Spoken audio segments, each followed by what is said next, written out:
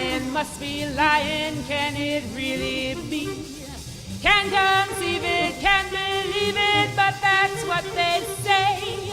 Slave no longer, this is Freedom Day.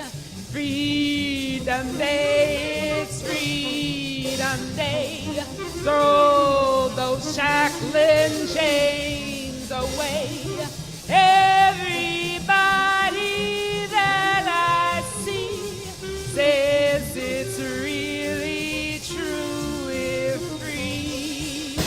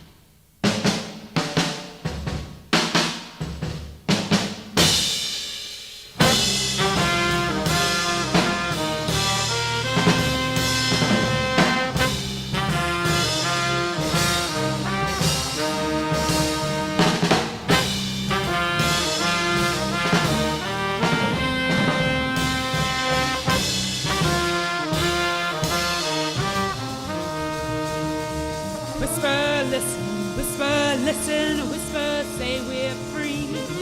Rumors flying, must be lying, can it really be? Can't conceive it, don't believe it, but that's what they say. Slave no longer, this is Freedom Day. Freedom Day, it's Freedom Day. Throw those shackling chains away. Everybody that I see says it's really true. We're free, freedom. to vote and earn my pay.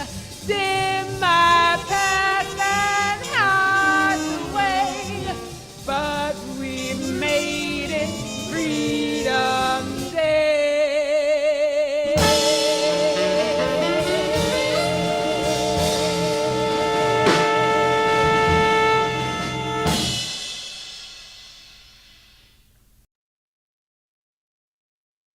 Good morning, good morning, good morning. We are so delighted to have each and every one of you here today at this Christ African Theological Institute annual virtual Juneteenth conference. It is early in the morning for some. It is half the day is over for others, for those who might get up at 4 or 5 in the morning. But either way, for a Saturday morning, you could be anywhere else, but you have chosen to be here with us. And we do not take that for granted. My name is Lakeisha Harrison. I am on the ministerial team here at Covenant Baptist United Church of Christ, which CADI, as we affectionately call our institute, is a part of. I am the director of CADI and work with a whole team of people to bring this annual free conference together. The Christ African Theological Institute at Covenant Baptist United Church of Christ was founded in order to do exactly what we're doing today, to be able to have deep and thoughtful conversations about theology, our African identity, Christianity, social justice, and the community in a community forum where those who are part of the church are in conversation with people who don't want to have anything to do with the church. People who come out of the academy in conversation with folks who aren't interested in the academy, so that we can learn from one another and talk through the major issues that are affecting us today as the corporate church body, as a community, and as global citizens. And we have been holding this virtual conference since 2021, although CADI is much older than that, and has been engaged in this type of work since the 1980s when it was founded by our pastor emeritus, Dennis Wiley. But in this virtual format, we have been convening conversations that bring African Americans in the Black American church into conversation with theologians and activists from all over the world, from South Africa, Zimbabwe, Tanzania, diplomats and policymakers, in conversation with lay folks. And that is unique. There aren't any other organizations or churches that are doing this type of work focused on, in particular, African identity and the diaspora.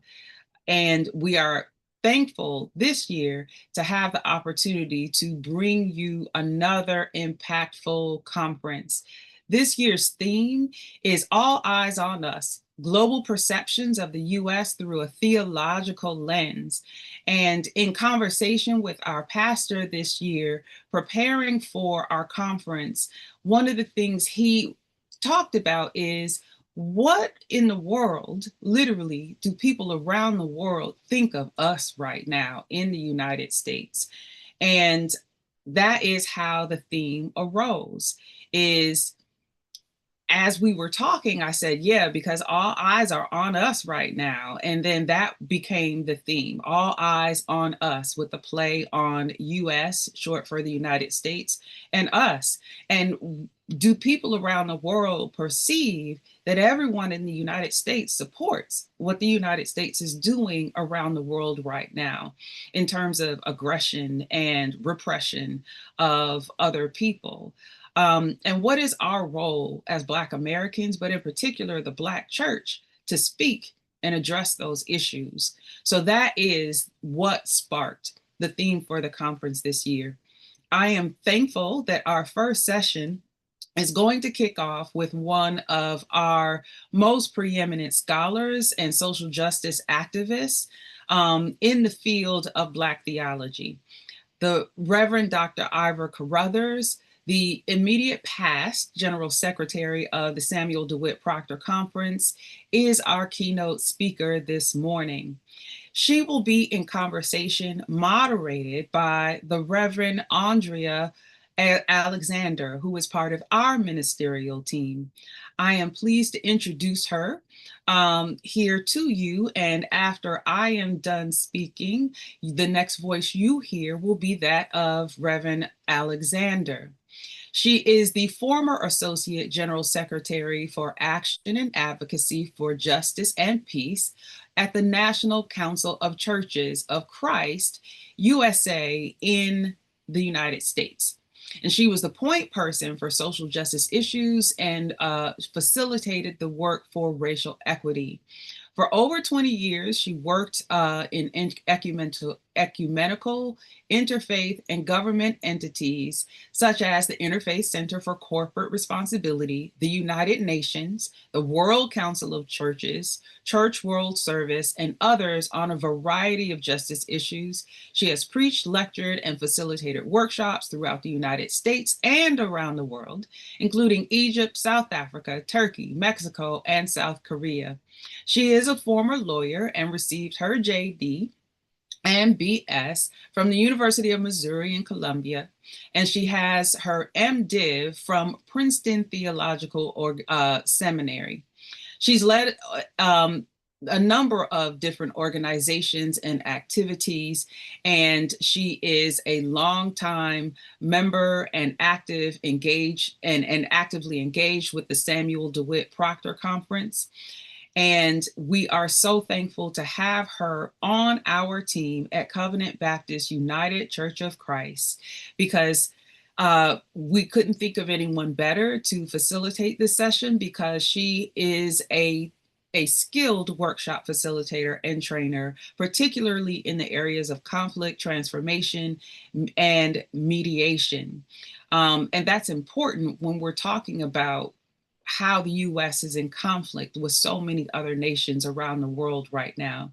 So at this time, I am going to turn things over to Reverend Andrea Alexander to moderate the conversation with our keynote speaker, after which we will take questions from our participants this morning.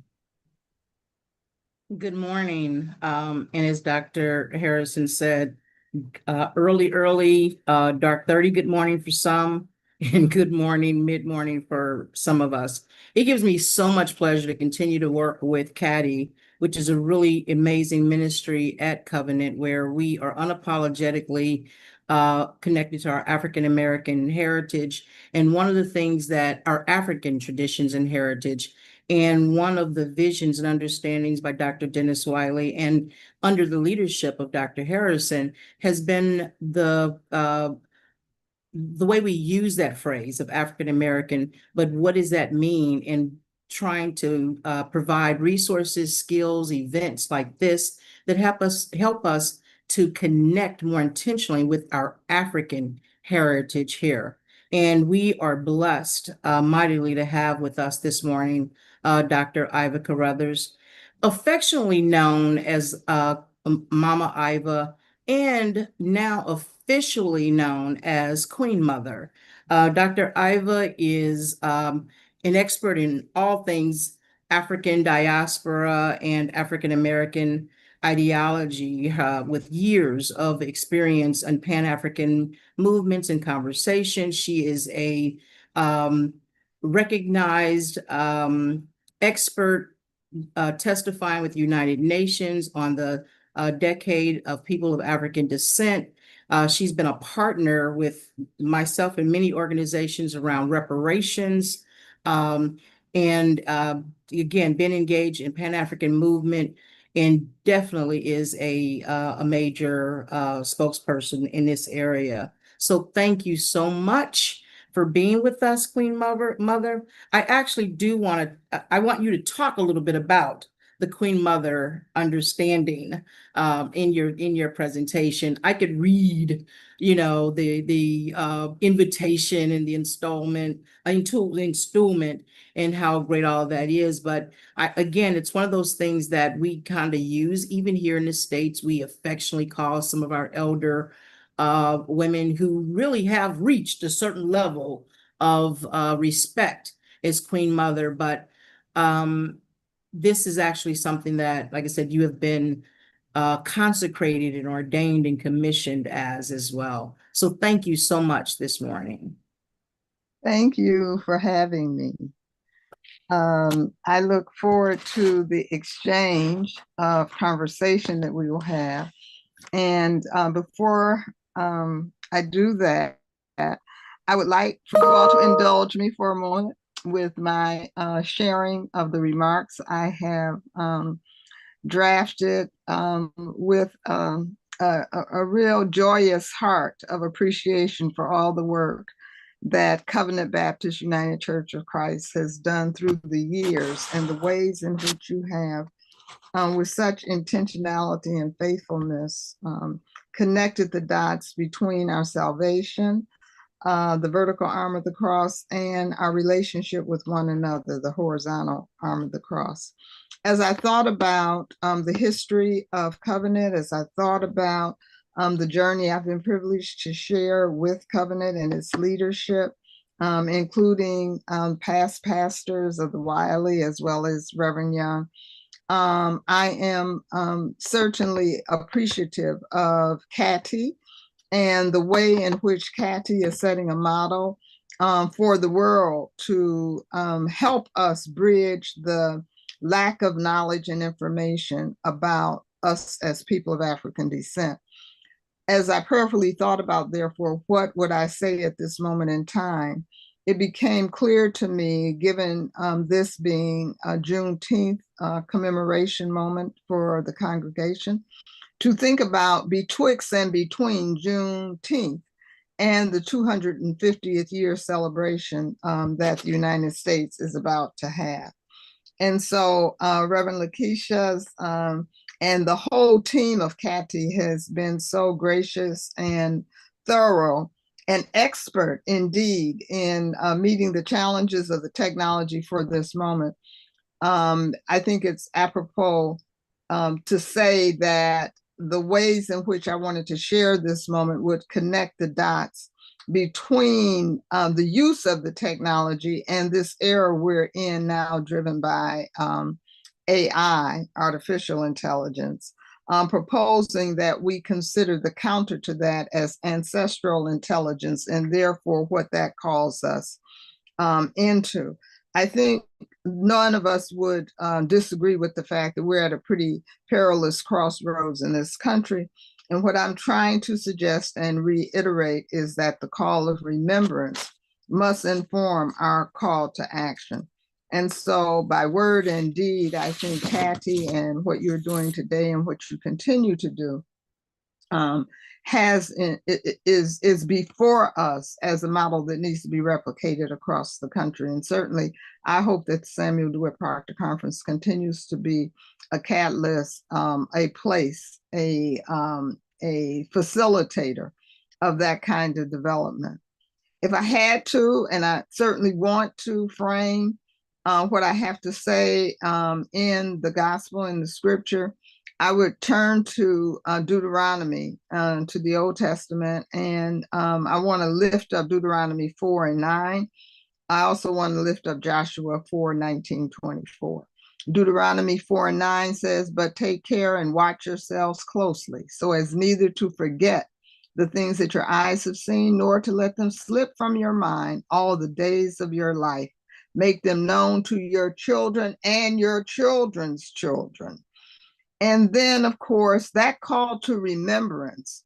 We know that for centuries, that is the call of remembrance that can only, with such authority, counteract the dismembering of all the systematic ways in which the Western European world has used to try and dismember us as a people, with, however, the consequences of the kind of trauma and woundedness that we have experienced by these acts of white supremacy, racism, patriarchy, and male privilege that brings us to this moment.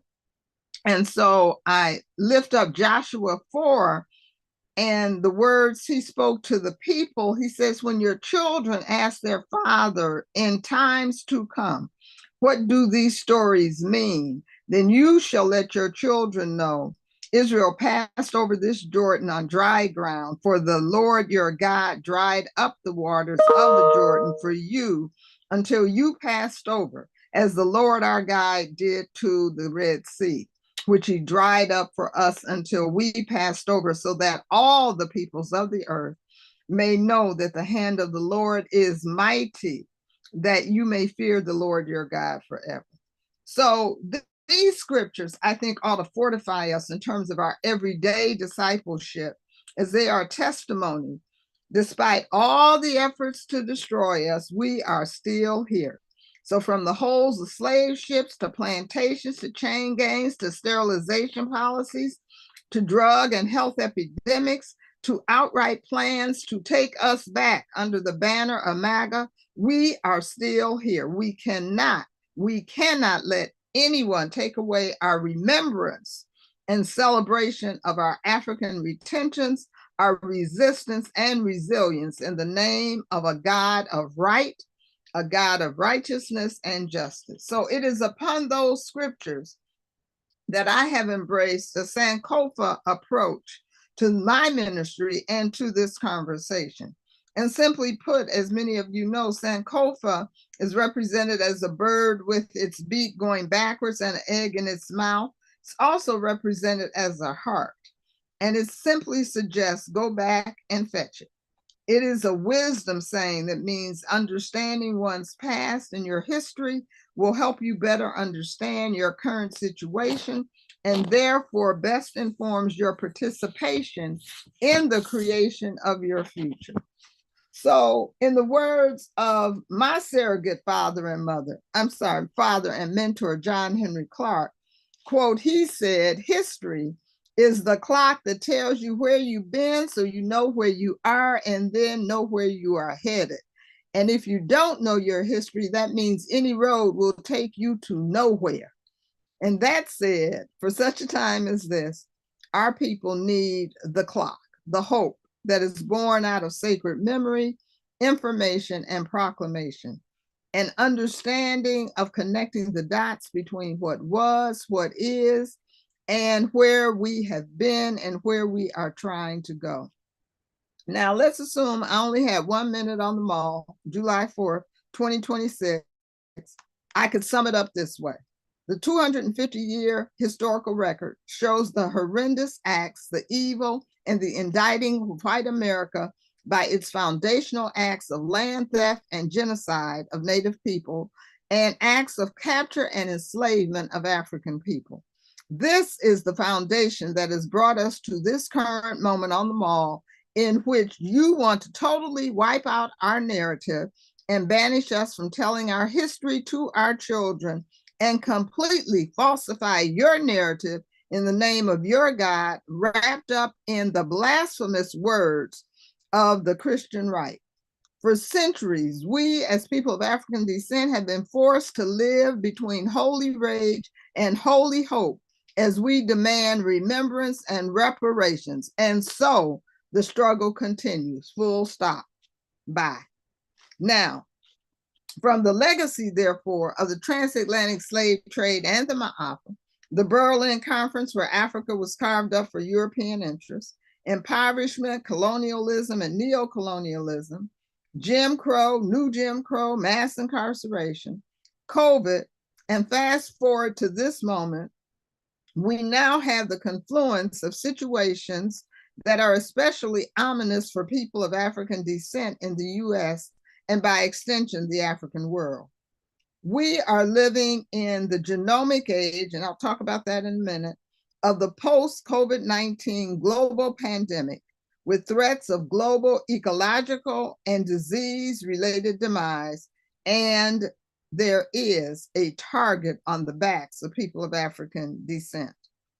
Therefore, I am suggesting that it is imperative that we teach our history in our homes and our communities to our children, armed with their godly identity, their history, and an agenda of real freedom liberation, and faithfulness to the God they served and their foreparents served, they can literally transform the world.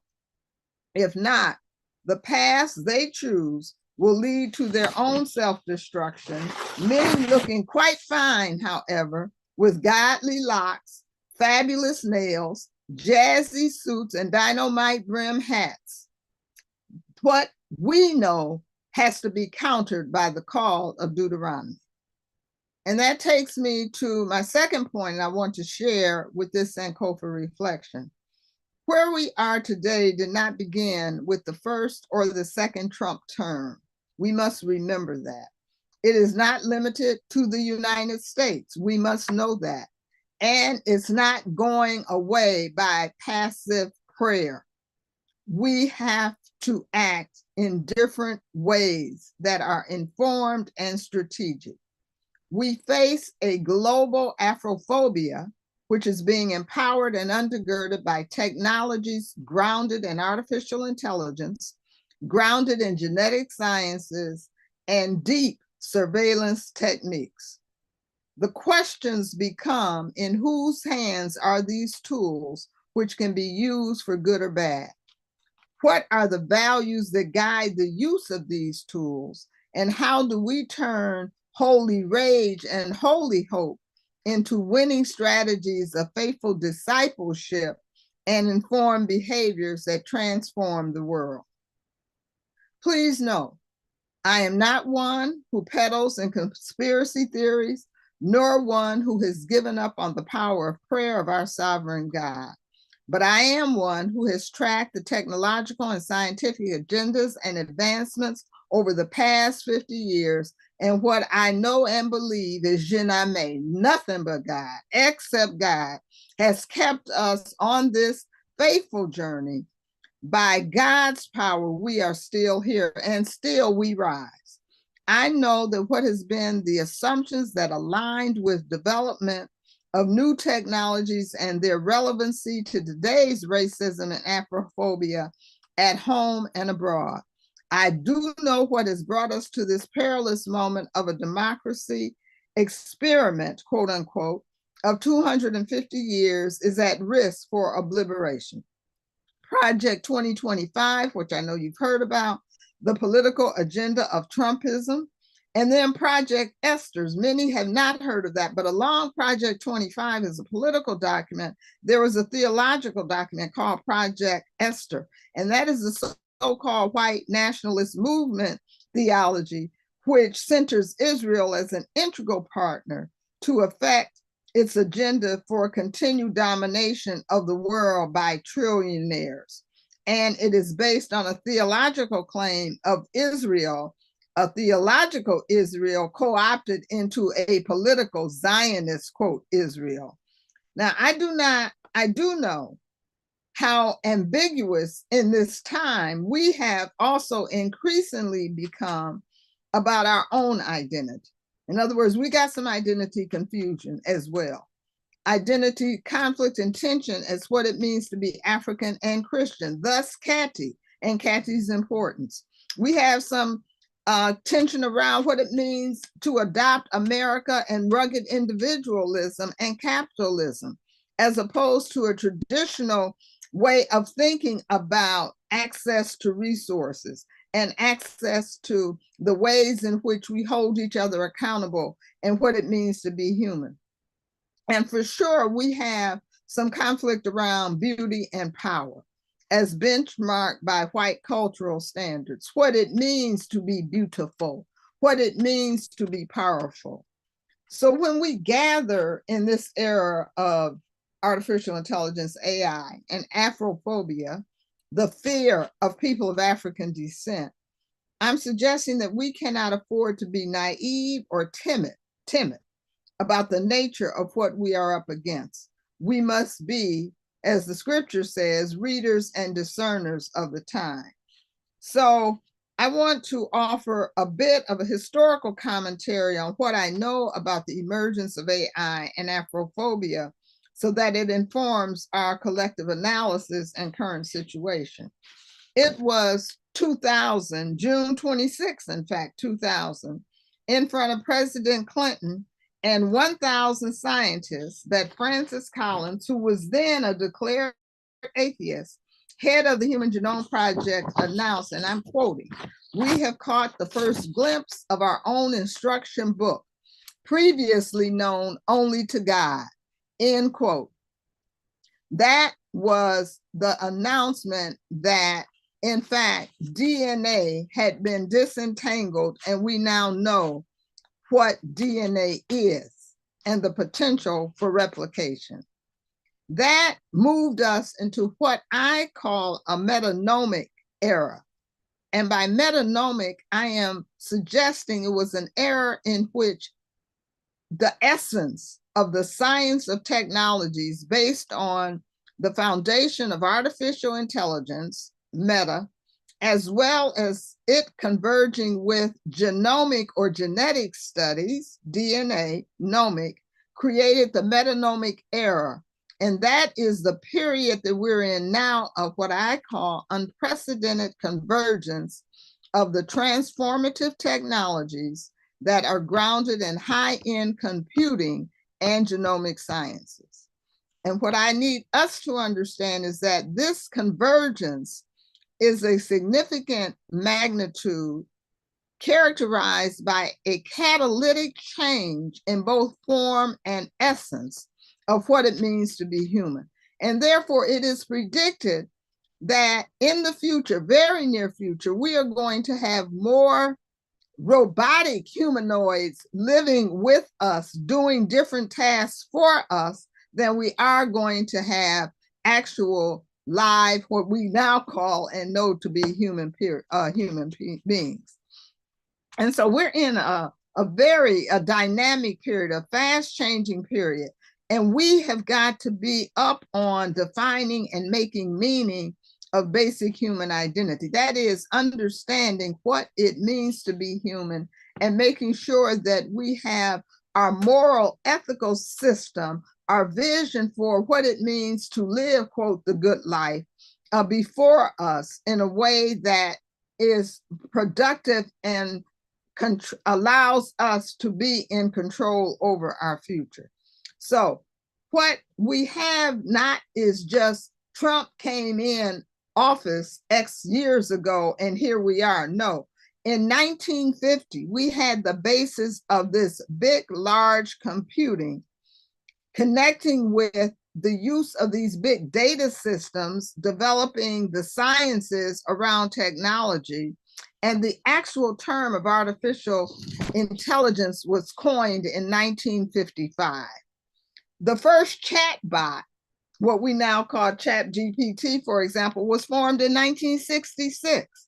And in 1990, IBM created the Big Blue computer, which became foundational to the capacity of us to manipulate beyond one and zeros these large pieces of data that we now know to be artificial intelligence. So we fast forward to 2003 and the Human Genome Project, then to the ability to manipulate that with CRISPR technology, and here we are. So in less than a quarter of a century since Francis Collins made that announcement, we are new God approaching. In 2022, we have entered this watershed moment of building a technocracy. Now, at the same time, the social scientists in the 70s were saying, and particularly B.F. Skinner, who gave us this notion of behavioralism and the possibilities for, I'll say, pluralism and multiculturalism, he redacted all that. He said, I was wrong. He said, democracy is obsolete, and what we must move to based on new technologies is what he called a genetic meritocracy. A meritocracy where some people were more merited and more eligible for the goods and resources because of their genetic positioning within the society. And that, as it related then to the development of these technologies, became signaled by Microsoft purchasing the first major video game maker company for $70 billion. And that now takes us to us thinking about on a daily basis what it means to have, right now they're saying the potential of 3 to 5 trillionaires already amongst us. So the second point I therefore want to make about our current situation evolves around connecting this metanomic development with the demographic data of the world and a situational analysis of the importance of Africa. Thus, again, why we need so desperately CATI. In short, and at the end of the day, we are up against fake narratives of what I call identity delusion and denial, driving blatant deletion of and the rewriting of histories. We are up against the powerful fear and the demonic spirit of proponents who have abducted Christianity to justify extinguishing what they perceive to be threats to whiteness, white norms, values, heritage, and power. The democracy experiment, they said, is being threatened by DEI, diversity, equity, and inclusion, pluralism, multiculturalism, interfaith dialogue, and cultural engagement. All of these ideas are now passé and seen as signs of a failed race relation system and an immigration system that must be corrected. And so, as far as those in power are concerned, the Statue of Liberty can now be put in mothballs. Metaphorically and for real, we as a people, and you in DC, see that message months ago with the destructive excavation of the Black Lives Matter street in DC, and the more recent messaging to start and the call to dismantle the African American Museum of the Smithsonian. And of course, the messaging that is coming from the Supreme Court gutting our voting rights protections. So at this current time, it seems to us we need to sit in the room with the children and begin to talk to them about the questions that Martin Luther King asked, where do we go from here? That Margaret Burroughs asked, what shall I tell my children who are Black? That Langston Hughes said, I too sing America. But Claude McKay also said, if we must die, and then we must remind them that lift every voice and sing. The last stanza is a prayer. It is a prayer that says, keep us forever in the path we pray, lest our feet stray from the places, our God, where we met thee, Deuteronomy, lest our hearts drunk with the wine of the world, we forget thee, Deuteronomy, shadow beneath thy hand, may we forever stand, true to our God, true to our native land, African lands, African people, and African culture. That adage, that old adage, that wisdom, John Henry Clark used to say all the time, those who control Africa control the world. Not only are we the source of God's creation as humankind and originators of civilization, but our lands have been and continue to be the source of rich ecological abundance. Cultural arts continue to fuel the world with the regenerative power of our spirit. And of course, let us understand in terms of reparations, there is not enough money in the world to pay for the harm done by the capture and enslavement of our people, our ancestors, those who were taken and those who were left behind through the transatlantic slave trade. Let us understand that Africa holds 30% of the world's mineral reserves, most of them rich in resource, and yet because of the policies of extraction economics and the policies of lending us debt to buy ourselves out of this situation of slavery and colonialism, Africa is yet to be in its fullness of its gift and inheritance from God. So what does that have to do with data of democracy? Well, very much so, because what happened was that prior to B.F. Skinner's declaration of a genetic meritocracy, whites were the majority. But the browning of America was being realized, and it was leading to a sense that democracy was going to become obsolete if it was going to be based on one man, quote, one vote. And so what we have then is now on May 17th, 2012, the United States reached a data point in which there were more births of people of color than there were children of white parentage. 2012. America responded and continues to respond to this demographic shift. And that is where we are now. It is also projected that 43% of millennials are now non-white in the United States. And by 2020, the majority of all children became a race other than non-Hispanic white in just 10 years. So America's positive net population growth will be determined by immigration growth, no longer its natural births. And Asians, not Hispanics, will be the largest immigrant group. That is the explanation for the centrality of ICE and the demand of budget appropriations based on ICE to exceed the military budget and to bring that budget back home to control these y'all people of color who are now going to dominate this land called America. I need us to connect that with what happened at the same time of this metanomic development, the 1970 conference in no other place than Johannesburg, South Africa, in which there was an international meeting. It was held and it was attended by white US corporations, universities, and scientists. There was a session in which they acknowledged that European populations represented 17% of the world population, but by 2000, it was going to drop down to 8.6. Connect these dots, and let me just say, in the person of Elon Musk, who is from where else? None other than South Africa. We need to begin to see the importance of the South African apartheid system and its relationship as a legacy model for how you control in a situation in which the masses quantitative are more than you.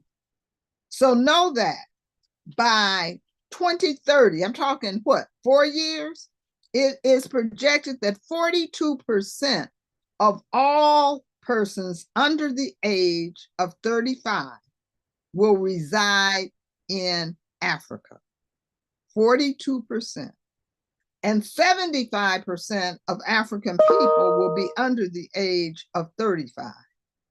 Those are the children who give birth to more people. So by 2050, African population itself on the continent is targeted to exceed 850 million. So what does all this mean? It means that the threat of browning of America, the growth of Africa, and the success of formerly colonized countries to become sovereign nations has unleashed a global Afrophobia that we have to contend with.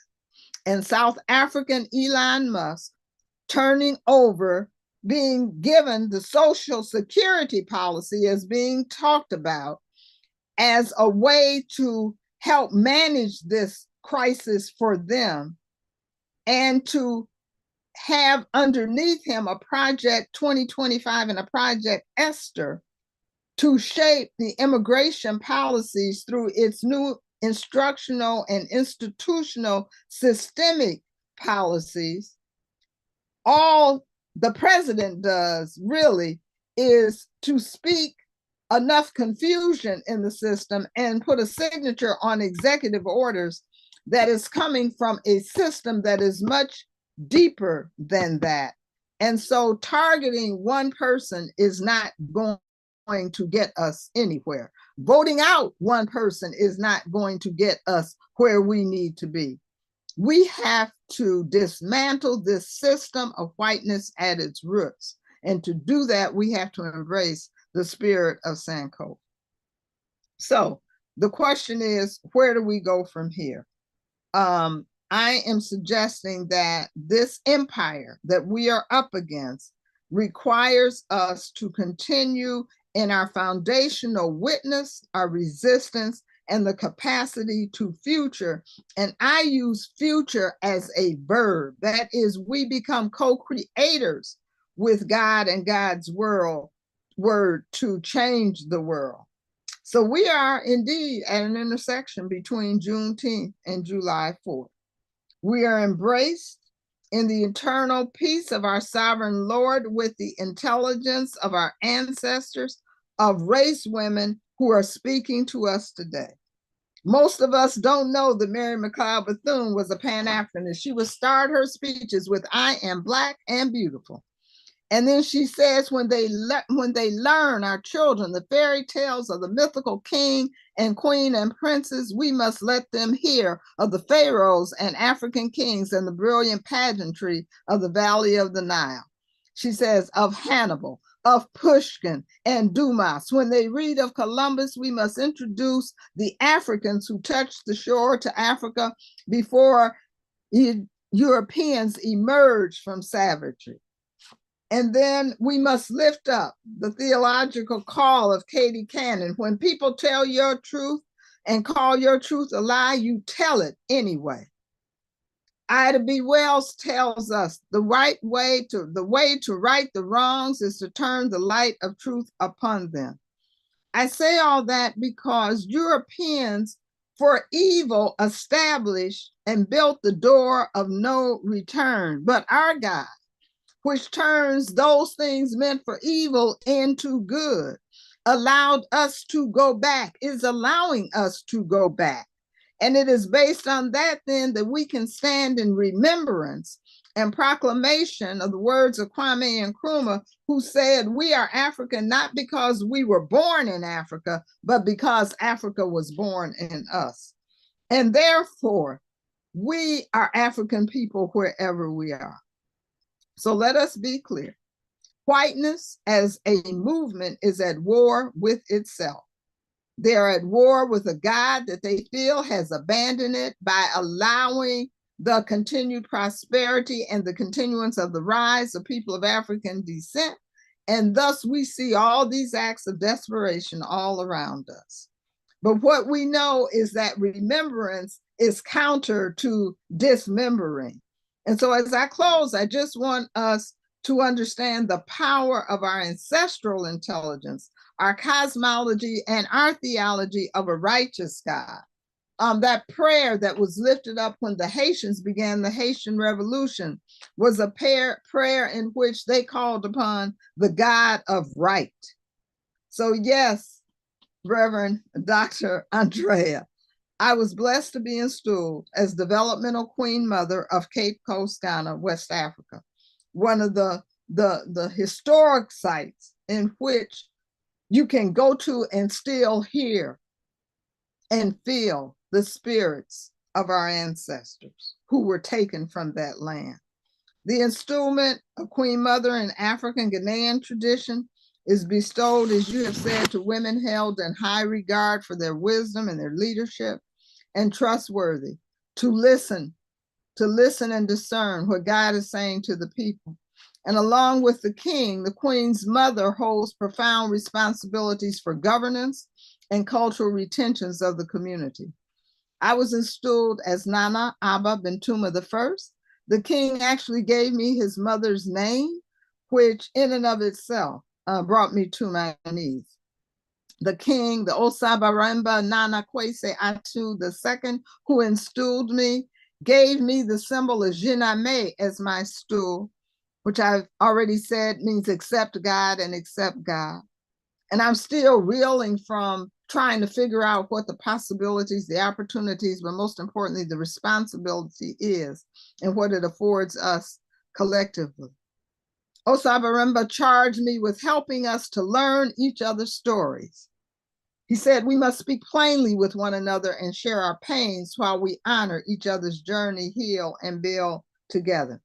When you saw the president of Ghana being introduced at the UN a couple of weeks ago, he was introduced by the man who installed me. So today, in the age of AI, I hope that we pledge to seek our understanding of what it means to be human, to know God, and to be in community with one another. Ubuntu, I am because you are. And in response to Matthew 25:40, truly I tell you, whatever you did for one of the least of these brothers and sisters, you did for me. It's in that spirit that at the UN meeting a couple of sessions ago, the Forum of People of African Descent, we passed a resolution that said our benchmark of success in this decade of people of African descent will be and center Haiti, the restoration of Haiti as our benchmark of success, because that represents the least of these. And yesterday or 2 days ago, we see what the Supreme Court declared in terms of Haitian and Syrians. So as servant leaders, I pray that we become greater attuned to our Africanity and our Christian spirituality and listen for the divine whispers that beckon our paths of ministry of Kati to more deeply engage in building a just, beloved community. We cannot let anyone other than ourselves write our epitaph, how we will live and how we will die. And I hope some of us will even be prepared to do what our foreparents did if we have to, which is to go to the UN and declare to say, we charge genocide. And most of all, I pray for the strength of the covenant, Baptist United Church of Christ, and all of its ministries. I pray that you all continue to do the work you do under the faithful leadership of Pastor Young. And I pray for the sustaining power of our faith, knowing together we are on a great journey of reclaiming Pan-Africanism for this century. Thank you for having me. I hope my words help us have a deep conversation as you have wanted us to have around this moment betwixt and between July 4th and Juneteenth. God bless you. My God. Okay. I mean, whenever you speak, it's always just so rich. And I say that regarding public speech and even in personal conversations. Right now, I'm honest with you, I am just completely overwhelmed in a sense of hope and I won't say fear, but it's like I am hopeful, but also just processing the depth of all you have communicated to really set a stage for where we are. So much of the rhetoric, conversation, even among the most engaged of us, of people of African descent, is lacking and limited in understanding the intersection of this historical context that you have helped explain regarding, and I wrote the word down and I'm gonna, I understand it. No, I don't. I understand a very basic meaning of the, oh God, metanomic era. Yes. There are people who are doing, we have all these conversations about, AI and people like, do we dive in or not? And I think I've been one that's always felt like when some things happen, we get so excited with the new shiny thing. And I'm thinking about my mother who, and we've talked about this, my mom has dementia, but she is a Black woman from the South. And I remember saying something about one of these things they have on the social media where you put your name in to come up and tell you who you are. And I was like, these things are really on point. And she said, why wouldn't it be? You tell it everything about yourself. That's right. So I am going to ask you, again, my head is just like, I'm going to have to look at this several times. I'm sitting here, I'm taking notes, but I'm also like, I got to send this out to people and be like, look, you got to look at 5 minutes pieces or whatever. Because it is a major message for our people. But I want, if you can, like I said, we do this. I want to talk about how do we, and maybe it's starting out with the conversation, how and where does this understanding of this intersection of all these, what has brought us to this? Like I said, we just don't, I'm talking about those who are doing major work. We really do not get it. And I love the quote from Henry Clark, Dr. Clark, about the idea of like the top clock being, our past and our future, and knowing, where we come from and where we're going. We usually, we tend to engage, and I understand this with activists in every generation, particularly our younger generation now. We get engaged, people engage as if the fight started with them in their generation. And not only are we not, and I say the collective we, because we all have our limitations, not understanding our own history and background, but almost devoid of any concept of how to even question a broader historical context. Like, we're not going to, other than people like yourself who've done this kind of work, and I think of someone, a younger person that we both know, Dr. Fallon Wilson, who's a younger person who could kind of speak around this technocracy understanding. But if you could just kind of explain, just talk a little more about that, because we, like I said, it's just kind of new in an understanding. I mean, I think you did it well, but your brain moved faster than most of us can track. Okay, I'll do my best in a way that is very autobiographical. Because Mhm. I think that of all of the things that I have done, I put at the top of the list the most challenging and fulfilling, and it's what I'm still doing, is being a parent. And so Yeah. I want to connect some dots about what it means to be a parent. I mean, and that's what Deuteronomy is saying: teach your children than your children, right? So let me begin in answering that question to how I got there. So I, as a sociologist, had two areas of study. One had to do with race and ethnicity as it related to what it meant to particularly live in an America and the Americas, which quickly became understanding how to live into the world as an American, and as a Black American, and as a Christian Black American, okay? And so that was, I was born into fourth generation AME church tradition. So to be Christian and Black was always a part of my identity. Fast forward, as a sociologist, then dealing with race as well as dealing with epidemiology. And so I was grounded in looking at data around health.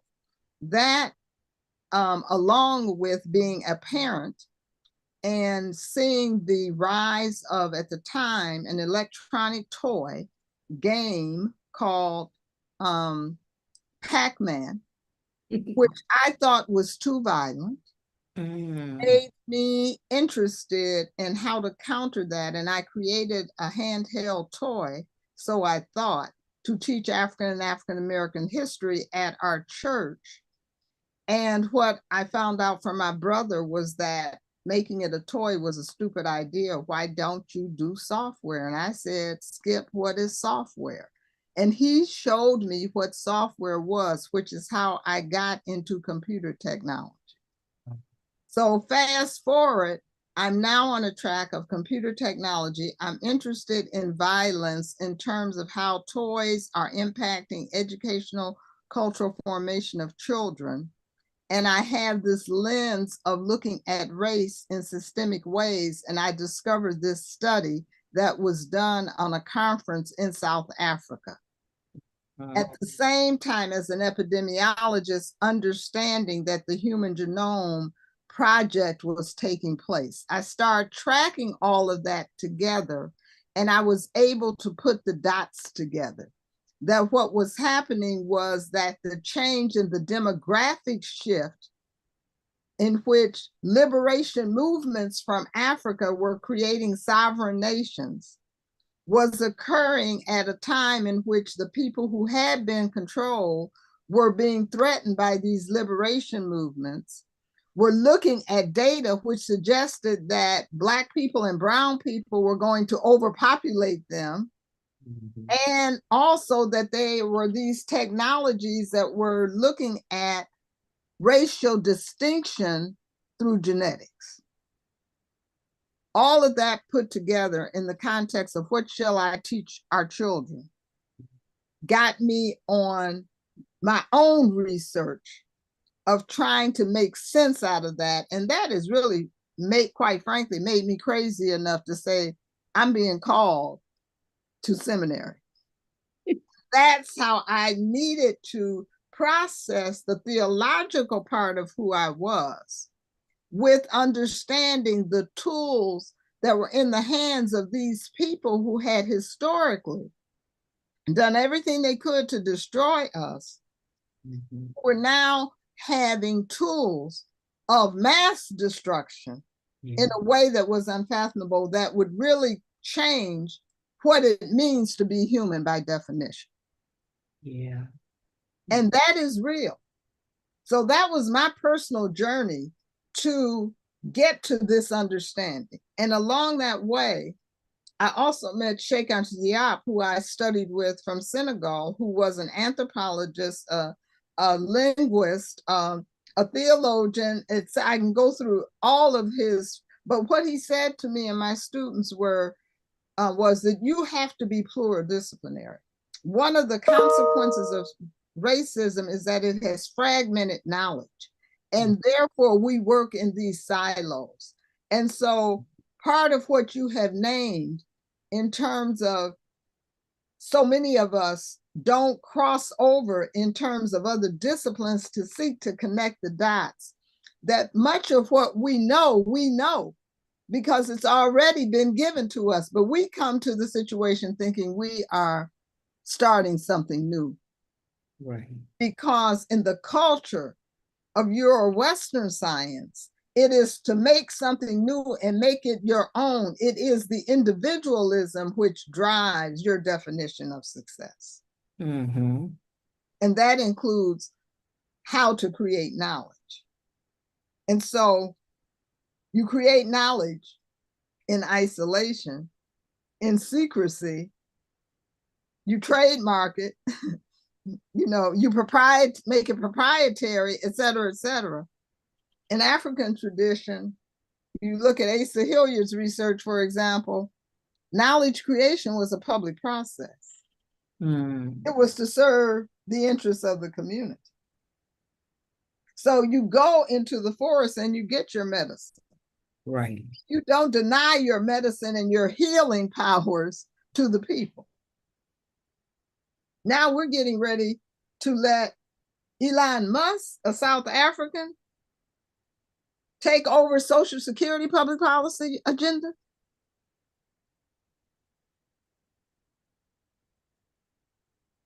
Yeah. So this metonymy is really a blend of understanding that the metaverse, when they first started talking about it, was the metaverse, the metaverse and DNA history, which we now take for granted. That's right. We now take for granted the extent to which knowledge about DNA and the capacity to change things, to heal things, to replicate things. And I'm using things loosely because things now are unseparated from humans. My first real immersion into watching driverless cars was a few months ago, where I went out to San Francisco to the installation of Reverend Devin Crawford, Amos Brown's church. And there were all these driverless cars. And the people out there had gotten used to them. Well, they're now in Chicago. What does it mean for you to sit in a restaurant now and see the robot bring you your dessert? Yeah. What I'm suggesting is that that kind of science has changed the very definition of what it means to be human. So as theologians, we cannot be disconnected from the community and from the science that goes on and the knowledge making that goes on. So what does that mean in terms of ethical questions about who is human, who gets access to the resource, who gets to have clean water and who does not? Who is more worthy for health care than others?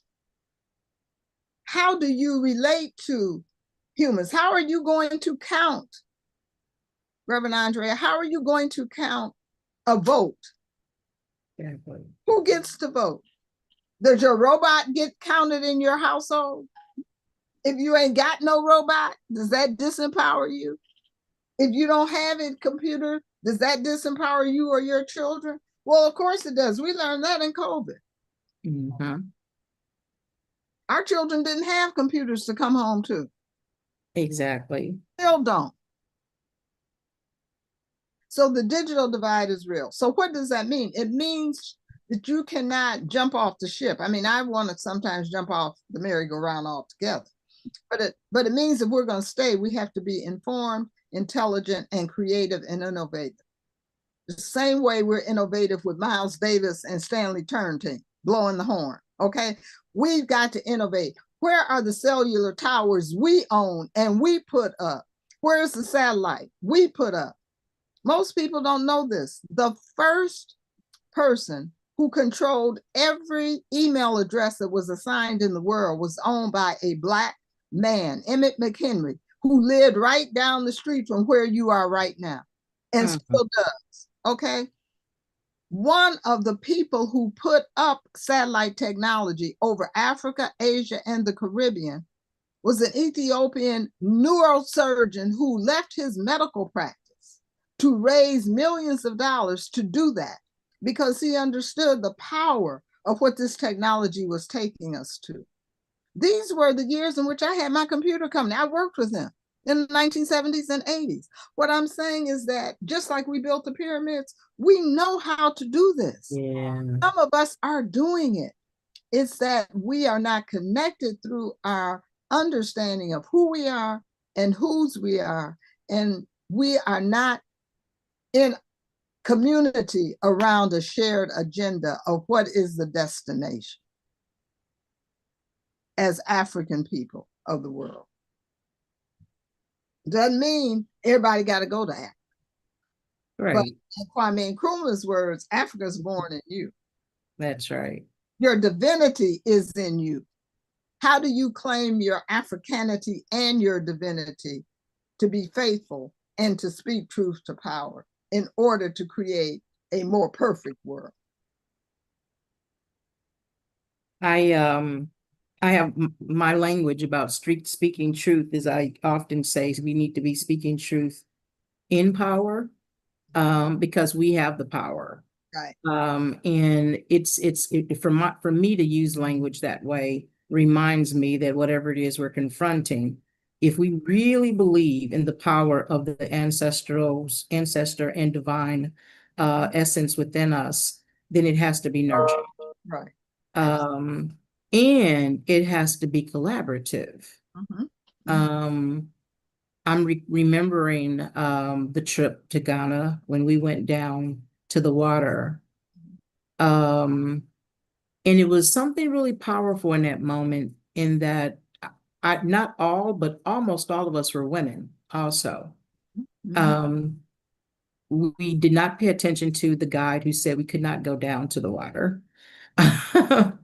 But in that water, we saw and felt the spirit of our ancestors, like a physical presence. There's something collective um, in that moment that was counter rules. We did like not following the rules.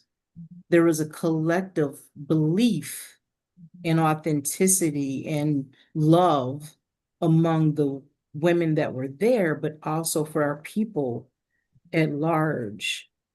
And it's only now as you have shared this, because what I'm trying to find out is how do we cultivate this sense of Cultivated I understanding? think we cultivate it by creating spaces and moments just like what you described. Because Yeah. what you described was the creation of a different reality. Mm-hmm. A different reality speaks to the power that came from that Ubuntu moment, that Wakanda moment. And to be able to have that means you have to envision a different kind of world. Are we capable of envisioning a world in which white people are not competing for our spiritual, mental, intellectual space? Can we create a world in which we see what God would have us see based on the ancestral call that comes back to us as they sit with God? Mm. Do we believe that for real? Yeah. And can that kind of ancestral power, which you defined and you felt at the river, it was as real as those driverless cars you're going to see. Now, which one do you think is of God? Mm. I don't want to leave the audience with us speaking on this as something that because everyone didn't experience, but I will. During the year of return, many of the diaspora from around the world went back to Ghana. And the Proctor Conference under Dr. Carruthers' leadership had a delegation. And we had, various things that we took part in that was part of the tourism organization that would do these things.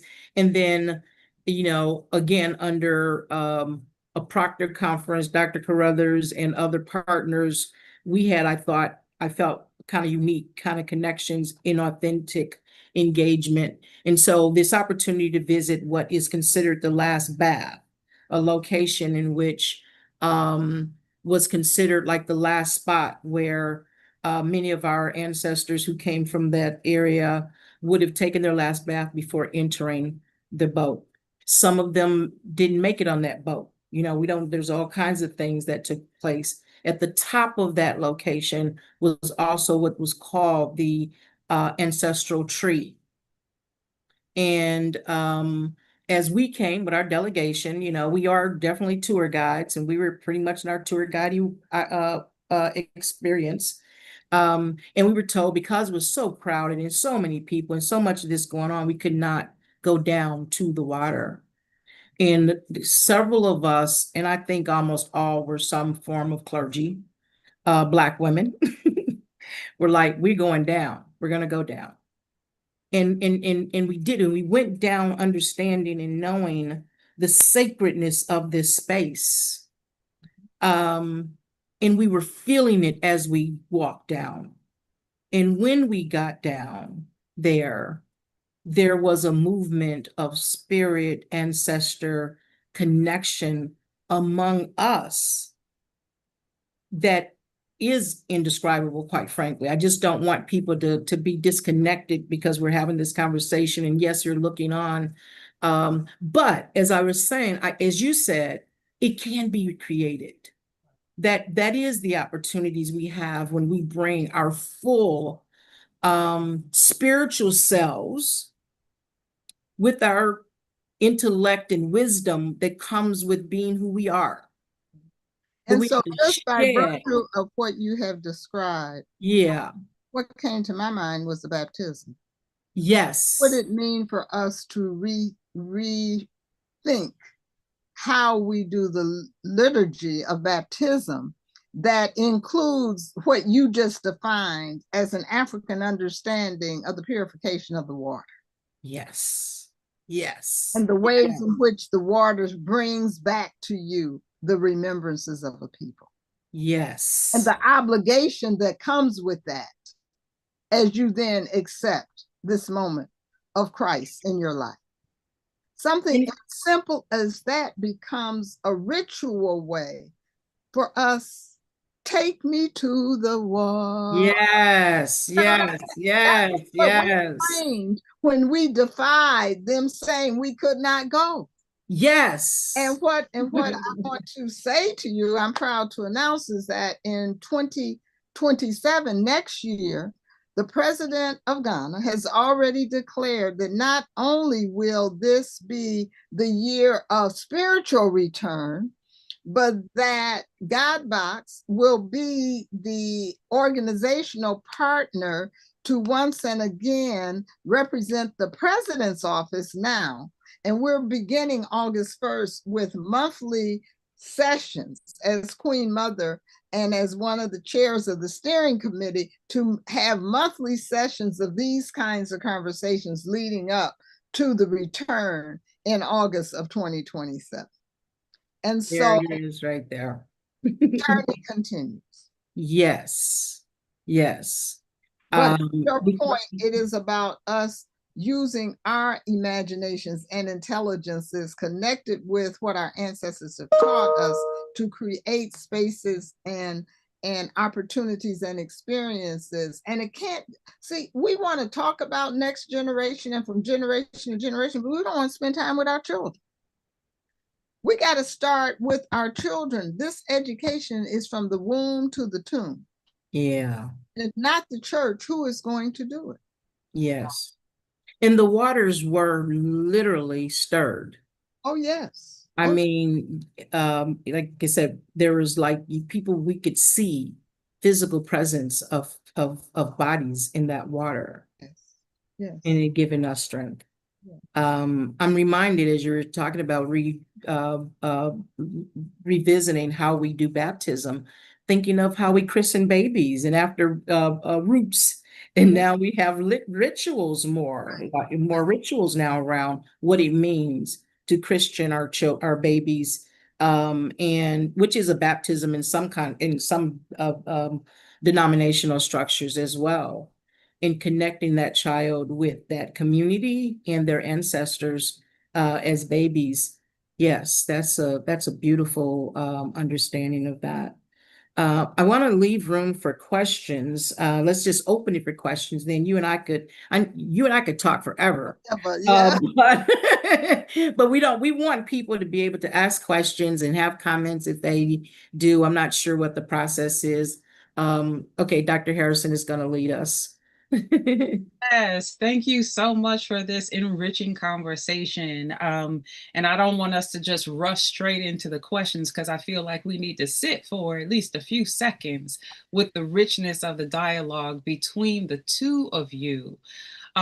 This has just been an enriching conversation, historical, contemporary, talking about mixed media form, the written, the oral tradition, the technology, and all of those things connected to our African identities as individuals here in the United States and our peoples across the world, particularly in Africa. So at this time, though, since you have opened the floor for questions, I just want to move to some housekeeping for our attendees so that we know how we're going to move forward with questions. We are in webinar mode. So for those of you who are attendees, the chat is open for you to communicate with the hosts and the panelists, but you cannot communicate with each other. And we ask that you use the Q&A feature in order to post your questions, and questions will be monitored. Depending on what kind of device you're on, you may see the Q&A box readily for you to click. If not, you may have to click the More button and then select Q&A in order to enter your questions. So please feel free at this time to enter your questions. We are not going to be taking questions with open phones. But put your questions in the Q&A box, and we will ask our moderator and our keynote speaker to discuss a question the moderator may have prepared for her as we allow you the opportunity to put your questions in the Q&A. So at this time, the floor is open. Don't be shy. We usually don't have shy people at our annual Juneteenth conference. So feel free to ask questions at this time.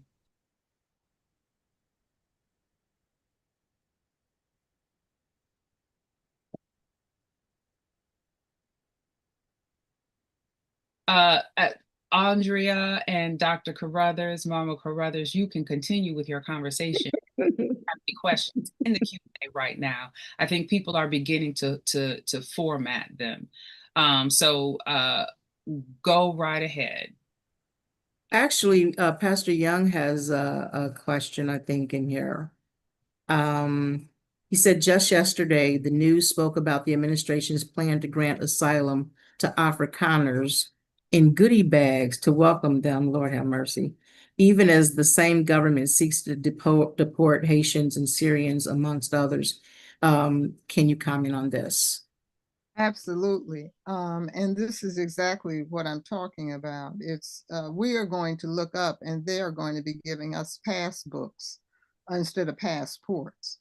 And I'm really being serious about that. And that's exactly what happened in South Africa. And so the special invitation to the Afrikaners to come by Trump's White House saying that they were the victims of genocide in South Africa.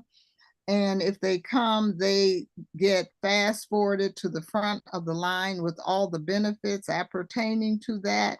Those benefits that even we who are citizens don't have in terms of access to preferential treatment for business, for health care, et cetera, go down the list.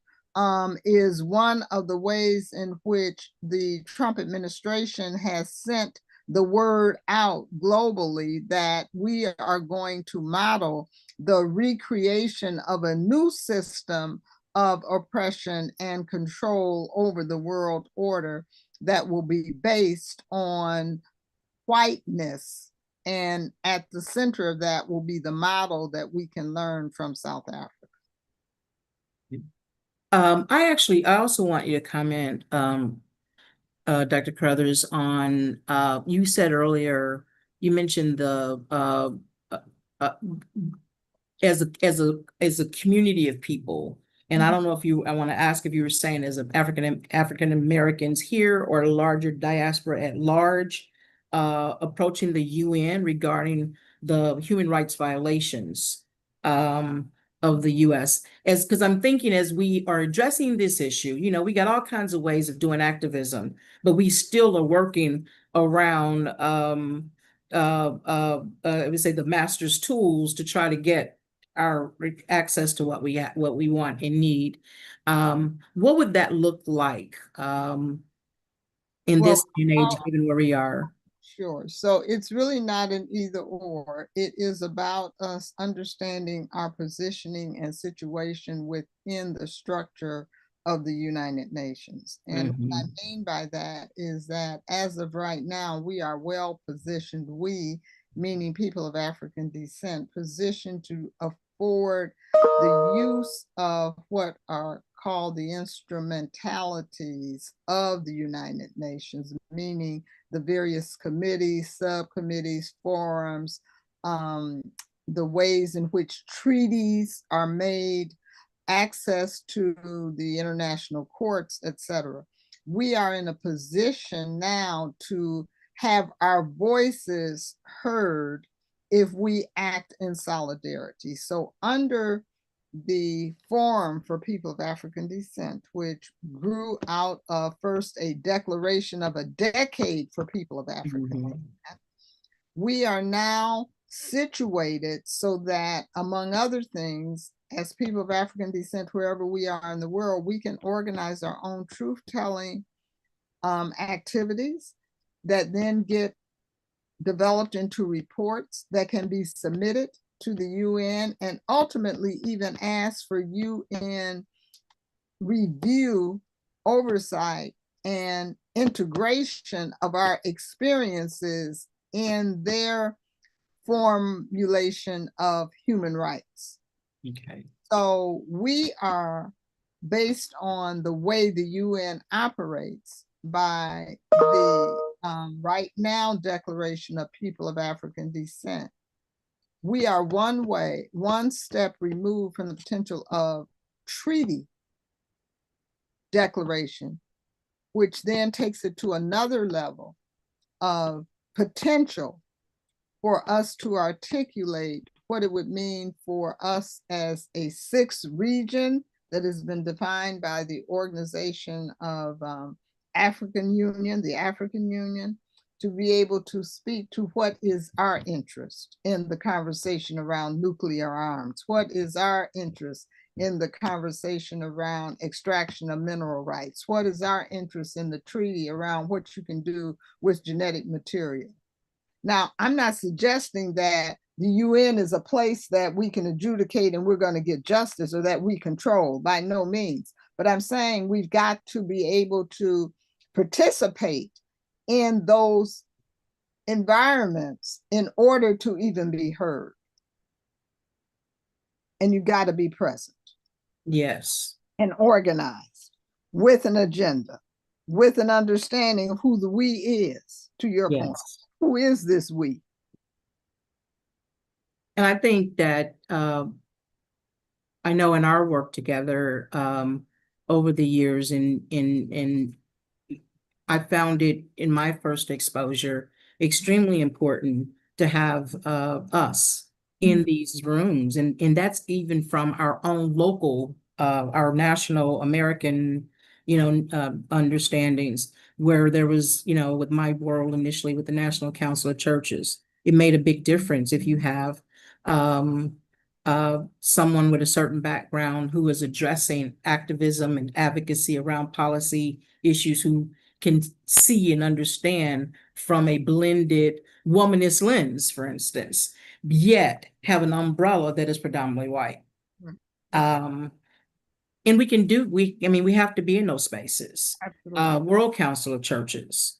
And like I said, your leadership and role around, the engagements with the UN, as well as some of the work that you had also done in conversations with people with the the World Council of Churches. Thank you. We have to do that with a shared agenda. We have to do it with one another. We can't be there representing our individual selves. Exactly. Or even our individual organization, because many times we're there because we are working with white organizations. Right. I also want to say out loud in this conversation with something I appreciated too. I appreciated it, and it was helpful. For instance, my umbrella was predominantly white organization. I am who I am. Your entrance was through the Proctor Conference, where you were a visionary and leader, and even its engagement.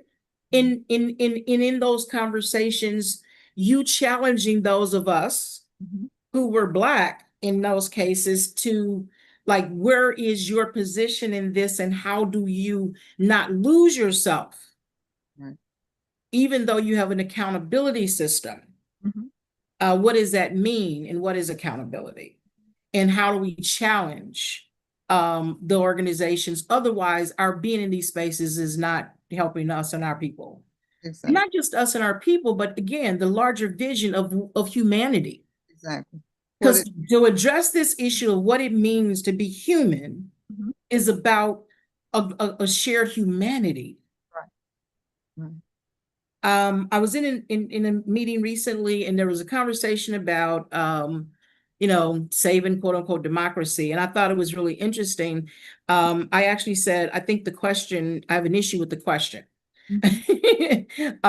It's not so much democracy as much as what I feel like I'm fighting for is about humanity, in a shared value regarding whose life matters and what it is. And I'm really going to be working and stuck on this whole idea. What does it mean to even be human? Right. That's the question.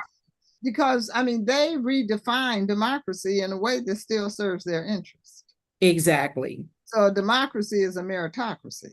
Exactly. They can say that, and therefore they don't have any problem with saying your vote only counts for 20% of my vote. And Dr. Stephen Ray, as the scholar and theologian that he is, did remind us that democracy is a tool that could be that's used to address injustices and to bring about freedom and a shared humanity among people. But it is not a goal in and of itself. Right, right. And it has been co-opted in terms of the original understanding of democracy as in Ubuntu. That's right. That's right. So we do have a question.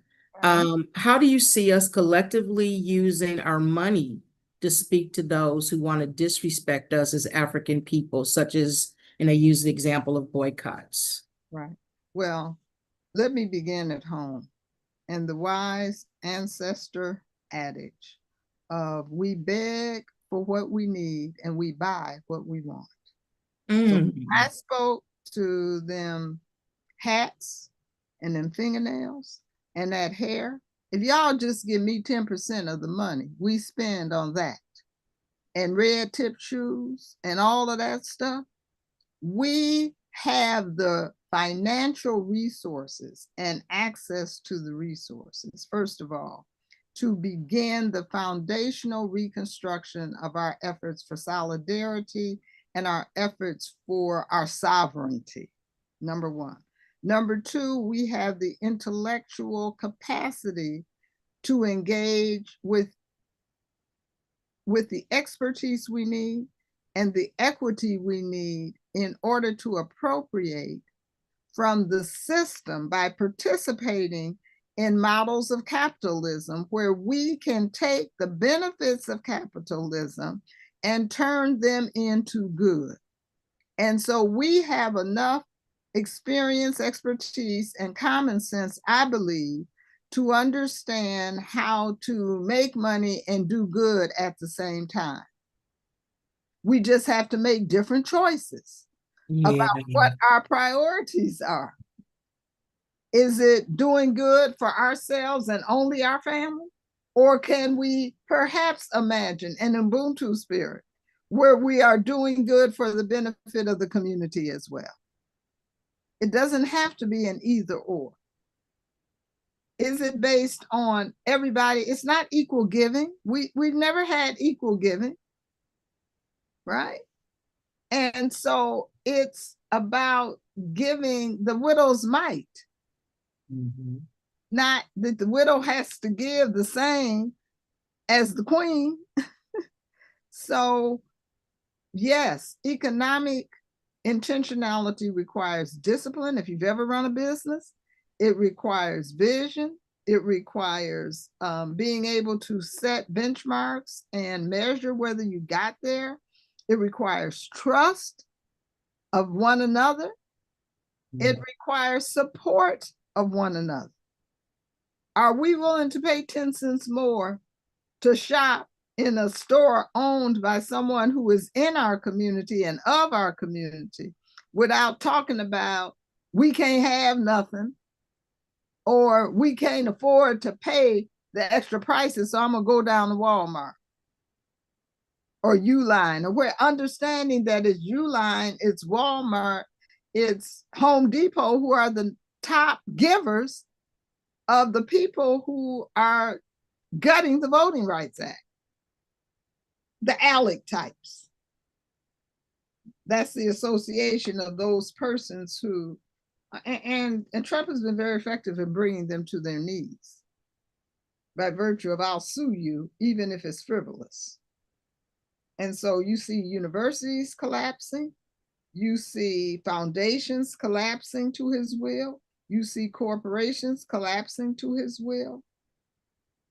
But we have got to create effective strategies of making it hurt where it can hurt. That's very good. We have another question. Are there any African countries formulating the collective response you mentioned needed at the UN? Oh, yes, most of them.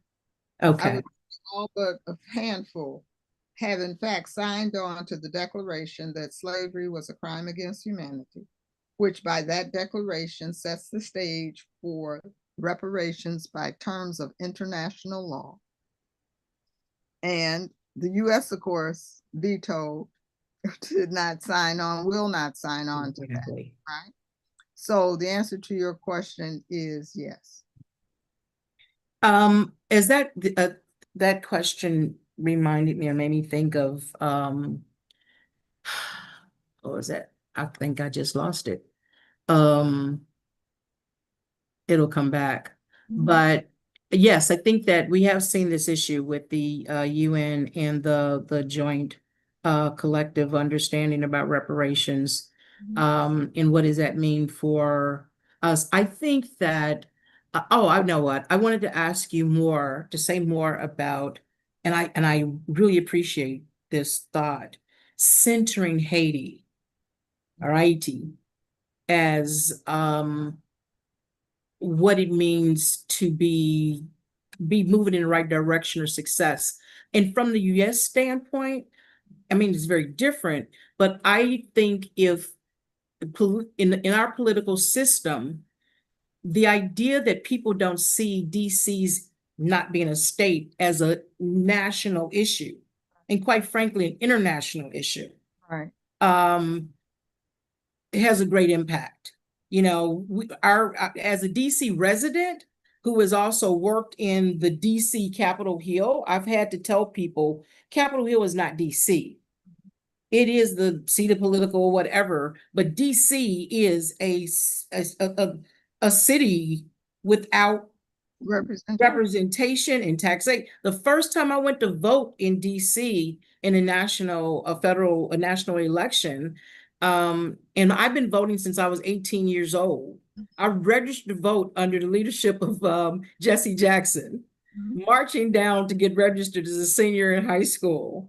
My first time voting was with my mother and my grandmother because we lived in the same area. I mean, all of these things were so, at my center. And when I went to vote and I had no one to vote for, I literally cried in the booth because it became real. But I think that's a local understanding of how that impact, but also if you could speak specifically about the issue of Haiti, because Haiti is think of the rich history of our people fighting for their freedom and winning, and then having to pay somebody for that win. And you said it. The reason Haiti is fighting the narrative that it is against Euro-Western powers is because they defeated all of the major European armies in order to gain their liberation. And they did so fighting militarily and spiritually in relationship to their fight for freedom. And the constitutional Declaration of Haiti under Jean-Jacques Dessalines said, never again will white people have the control over this country and our people. Toussaint Louverture trusted them, got on a boat thinking he was going to sign a treaty of truce, and he ended up dying in a French prison because once he got on the boat, they started sailing and taking him to a French prison.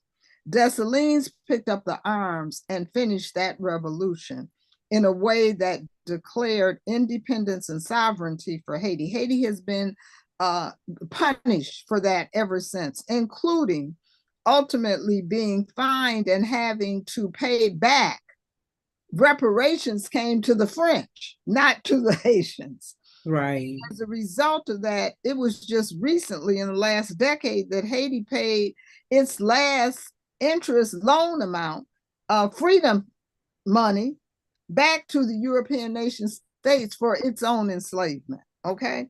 So the Haitians experiencing what they have experienced in terms of the retribution and the way in which their identity has been stolen, misappropriated, demonized, etc., is a part of centuries of the kind of evil disposition that white dominion has placed on a people, which therefore allowed the people of African descent, representing people of African descent from all over the world, said that rather than see our definition of what we do here as success based on a few of us having a better life, we want to use the harm done to the Haitians and the retribution and the reckoning of that harm as our criteria of success.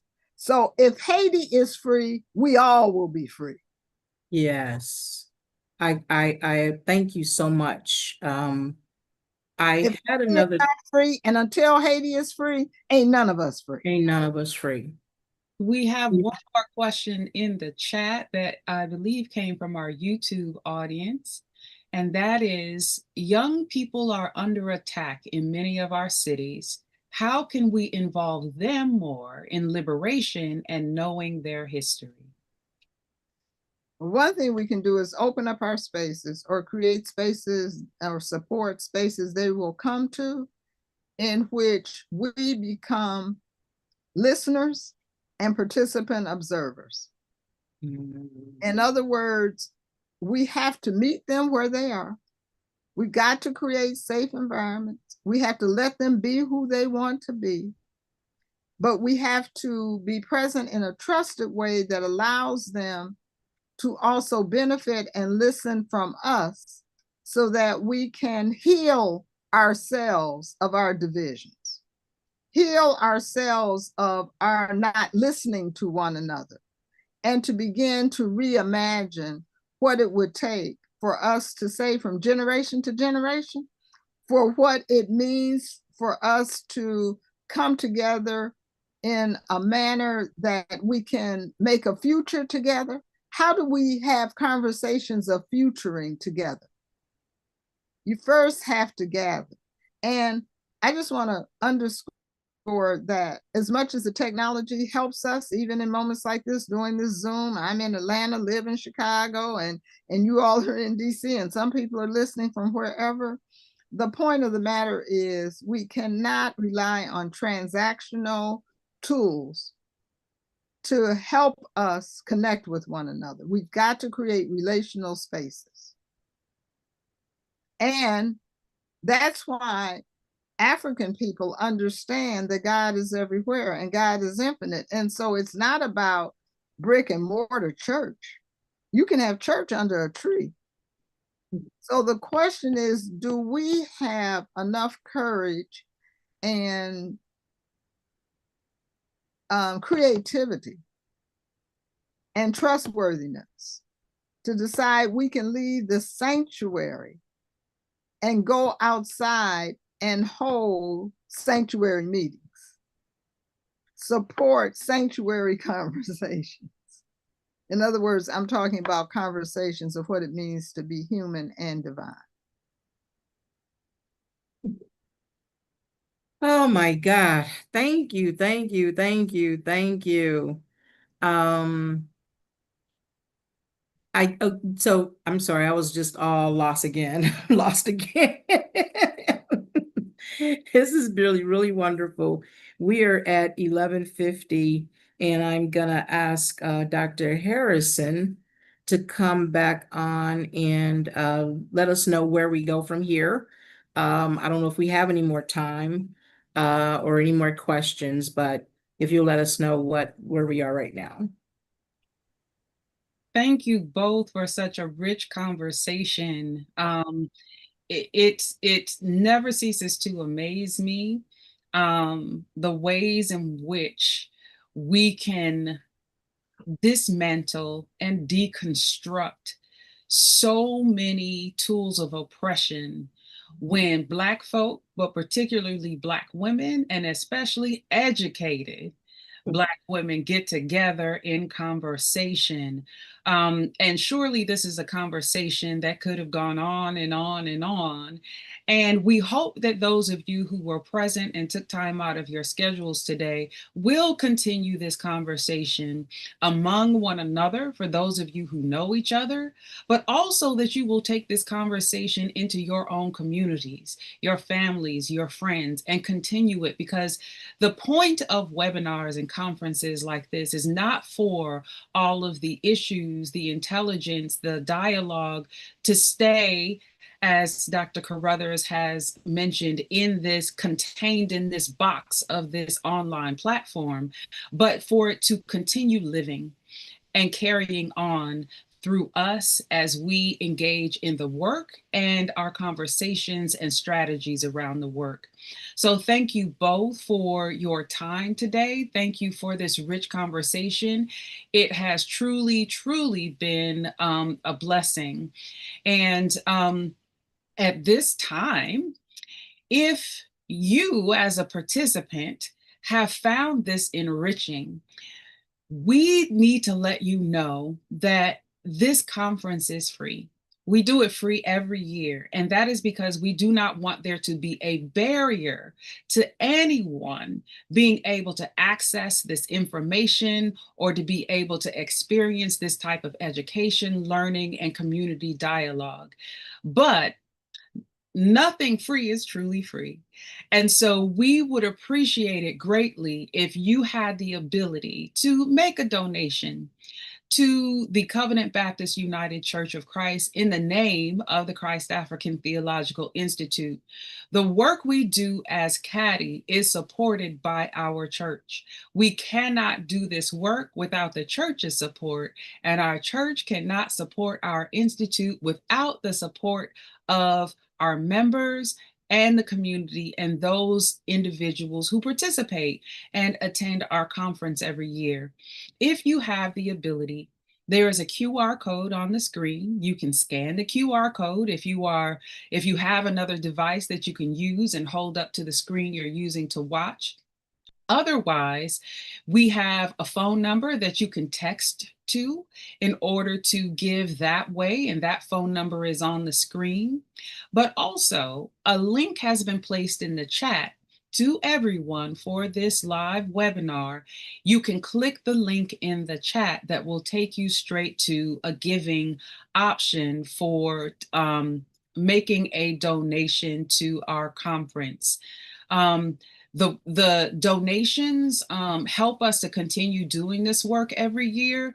And CADI does work all year long. This conference is just one of a series of things we do throughout the year, but it is our preeminent scholarship community engagement conference that we do every year for the benefit of everyone. So with that, though, if you are wondering about what CADI does, you have questions, you'd like to know more about us or how you can engage or serve or volunteer with us, there are ways that you can reach us.